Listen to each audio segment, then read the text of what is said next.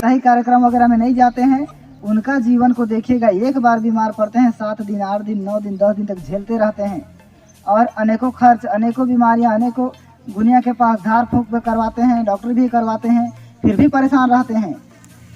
और उनको झाड़ फूक करवा करके, डॉक्टर इलाज करवा करके, उपचार होने के बाद मौका मिले रहता है कि मैं शिव गुरु के चर्चा में चले जाऊं और शिव गुरु का दया मैं भी पाऊं, मेरे ऊपर भी उनका दया बने रहे, ताकि इस तरह से बार बार मेरे को बीमारी मुसीबत ना आवे और बार बार मत जाना पड़े। क्योंकि गुरु भाई गुरु बहन, बहुत जने गुरु भाई गुरु बहन ऐसे हैं जो पहले शिव चर्चा में आने से पहले 1 साल में 3 बार 4 बार बीमार पड़ते थे और परेशान होते थे और झाड़ फूक करवाते थे और डॉक्टरी इलाज करवाते थे, तब उनका स्वास्थ्य पूरा ठीक हो पाता था। परंतु शिव चर्चा में आने के बाद वही जिंदगी है, वैसी जी रहे हैं। फर्क सिर्फ इतना है कि पहले शिव गुरु को नहीं जानते थे और शिव गुरु से दया नहीं मांगते थे। आजकल शिव को अपना गुरु है कह के जानते हैं और उनसे दया मांगते हैं कि बार बार हमारे पास मुसीबत मत आए। तो साल भर में जो 4 बार 5 बार झाड़ फूक करवाते थे, 4 बार 5 बार डॉक्टरी इलाज करवाते थे, उन लोग मात्र 1-2 बार बीमार पड़ते हैं, 3 बार बीमार पड़ते हैं, थोड़ा बहुत उपचार करवाते हैं, फिर ठीक हो जाते हैं। साप्ताहिक कार्यक्रम में अगर लगातार आप लोग आते रहेंगे तो समझ में आएगा।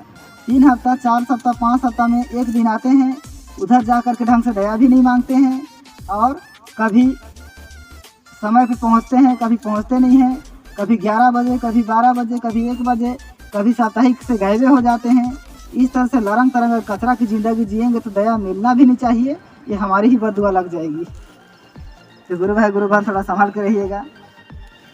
कहने का मतलब ये है कि आज गुरु भाई गुरु बहन शुक्रवार का दिन है और इतना सुनहरा मौसम है, आम पेड़ का छाँव है, हम लोग कितना सुकून से सौभाग्यशाली हैं कि बैठ करके उस गुरु के बारे में चर्चा कर रहे हैं, जो गुरु आज करोड़ों व्यक्ति को दया कर रहे हैं और हमको पता चल गया कि शिव गुरु दया करते हैं।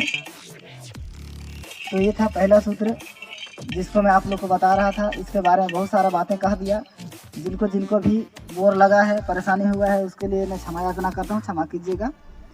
क्योंकि पहला सूत्र का बात करेंगे और इन सब बातों को नहीं जानेंगे तो व्यक्ति को समझ में भी नहीं आता है।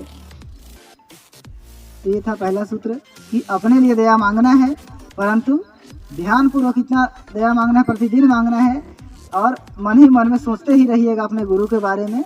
और अपना जो भी काम करते हैं, बनीभूति करते हैं तो बनीभूति करते रहिएगा, खेती बाड़ी करते हैं तो खेती बाड़ी करते रहिएगा, बिजनेस करते हैं तो बिजनेस करते रहिएगा और किसी प्रकार का और कुछ काम नहीं करते हैं, छोटा गैस गरू चराते हैं तो और बढ़िया समय मिलता है, क्योंकि उस टाइम पर फुर्सत में नमस्कार कर सकते हैं। इसीलिए ध्यान रखेगा गुरु भाई गुरु बहन, लापरवाही पे लापरवाही खुद करते हैं, तकलीफ दूर नहीं हो पाता है। और साप्ताहिक कार्यक्रम में कभी आते हैं, कभी नहीं आते हैं, कभी गायब हो जाते हैं, वो गलती आप लोग की है। और बाकी हम लोग के बहुत सारे गलतियों के चलते हम लोग को दया नहीं मिल रहा है, उसके बारे में आज मैं आप लोग के बीच में थोड़ा बहुत चर्चा करूँगा। तो इन सभी बातों को स्थगित करते हुए अब हम लोग चर्चा वाणी की ओर चलेंगे, दूसरा सूत्र का बातचीत करना प्रारंभ करेंगे।